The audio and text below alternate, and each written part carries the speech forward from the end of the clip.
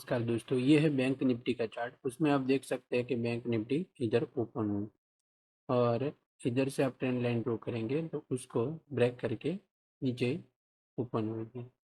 और मैंने अगले वीडियो में बोला था, अगर ये 44,500 के नीचे निकलती है या नीचे ही ओपन होती है तो फिर उसमें शार्प मूव आ सकती है 44,300 के आसपास। मतलब उसने 44,231 तक गई। इधर से आपने सेल किया होता पुट तो बड़ा मूव मिल सकता है इतने तक।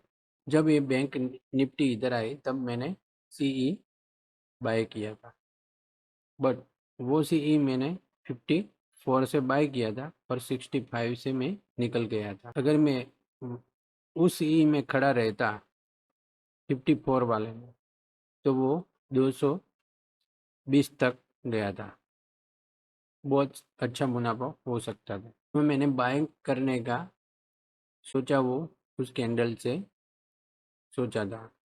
अभी अपने बैंक निफ्टी में आज के लिए रेजिस्टेंट और सपोर्ट ड्रॉ करने के लिए पहले उसकी ऑप्शन चेन में चले जाते हैं।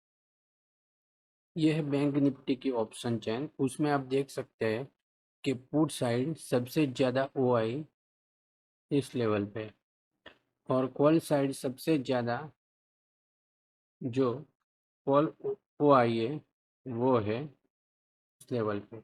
पर जो ये लेवल है ये बहुत ही इम्पोर्टेंट है। इधर आप देख सकते हैं कॉल ओआई कितनी है और पुट ओआई कितनी है। अगर ये उसके नीचे टिका रहता है, आज ओपन होता है और उसको टच करके या उसके नीचे ही रहता है तो फिर टारगेट फिर से नीचे की तरफ ये आ सकता है इतने तक। 44,500 इम्पोर्टेंट लेवल, मतलब ये डिसाइड करेगा कि उसके नीचे रहती है तो कहाँ तक जाएगी और उसके ऊपर रहती है तो वो कितने तक जा सकती। ऊपर रहती है तो 45,000 तक जा सकती और नीचे रहती है तो 44,000 तक जा सकती है। और पीसीआर की बात की जाए तो वो 0.88 है, जो नेगेटिव इंडिकेट कर रहा है। अभी अपने चले जाते हैं बैंक निफ्टी के चार्ट में।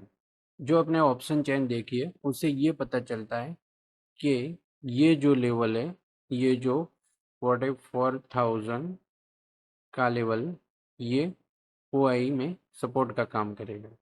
और जो 44,500 है वो डिसाइड करेगा कि ट्रेंड किस तरफ जाएगा, अप जाएगा या डाउन जाएगा।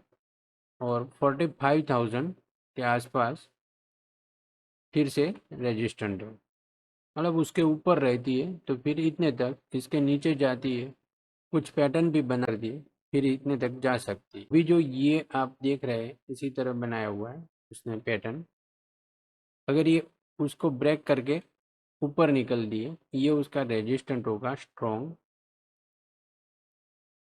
44,570 या 80 के आसपास, ये रेजिस्टेंट है उसका। और ये जो है ये सपोर्ट का काम करेगा 44,250 या 30 के आसपास। और इधर से आप एक ट्रेंड लाइन ड्रॉ करेंगे तो भी आपको पता चलेगा कि ये रेजिस्टेंट का काम कर रही है, ये भी ट्रेंड लाइन। मतलब कि उससे ये पता चलता है कि निफ्टी ऊपर अगर जाए तो 44,560 या 44,600 तक, जब तक उसके ऊपर नहीं टिकती है या उसके ऊपर रहती है निफ्टी ब्रेक करके तो फिर ये 45,000 तक जा सकती है। अगर इधर से फिर से रिवर्सल आती है और 44,427 को ब्रेक करती है तो फिर ये 44,000 के आसपास भी जा सकती है। समझो कि ये फ्लैट ओपन होती इधर और उसको ब्रेक करके अप मोमेंट देती है तो फिर इतने तक आ सकती है। अगर ये नीचे की तरफ निकलती है तो पहला टारगेट ये हो सकता है और सेकंड टारगेट ये हो सकता है, जो है 44,380 और ये 44,270। अभी समझो कि ये gap up gap down open होती है तो कैसे बाइंग या सेल कर सकते हैं उसके बारे में जानते हैं। इसमें की लेवल होगा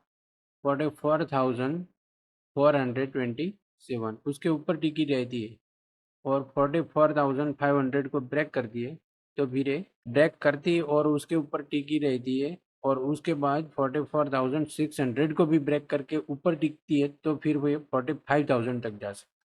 अगर उसके नीचे रहती है तो फिर बेरिश मोमेंट होगी।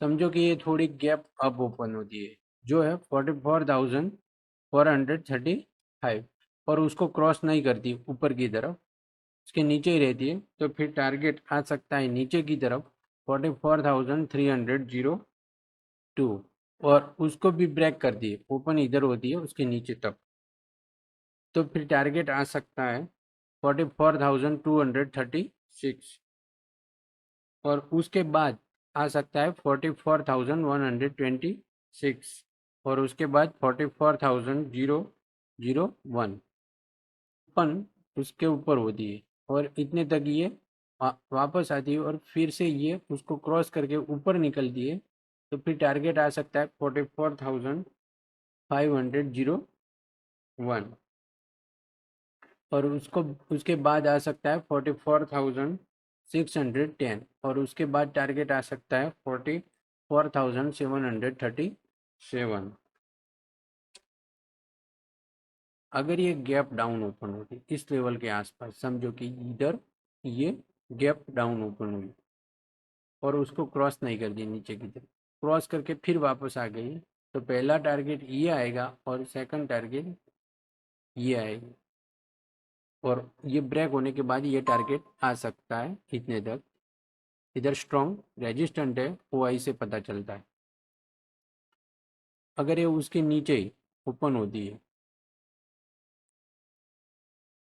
तो फिर ये इतने तक आएगी, पर पहले इतने तक ये जाएगी नीचे की तरफ।